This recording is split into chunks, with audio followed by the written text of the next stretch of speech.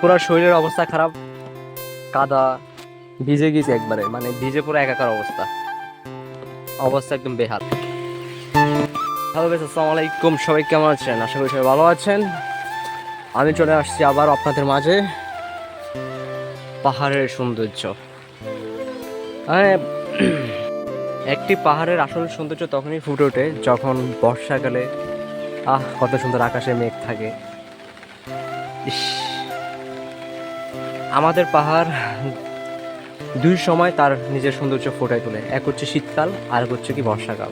বর্ষাকালও খুব সুন্দর, এই যে যখন দেখবেন আকাশে দাঁড়ায় মেঘ ছুঁতে পারবেন। বর্ষাকালে আপনার কুয়াশার মাঝে হাঁটবেন, কত সুন্দর দেখছেন।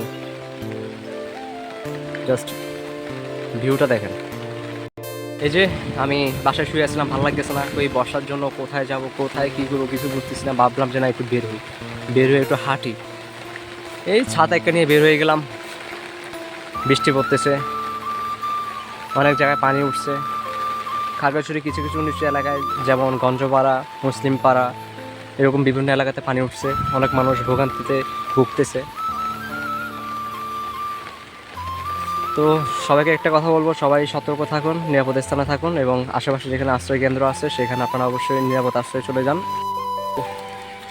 আমরা এখন চলে যাচ্ছি, আবারও দেখা হবে নেক্সট কোনো ভিডিওতে। ওকে, টাটা।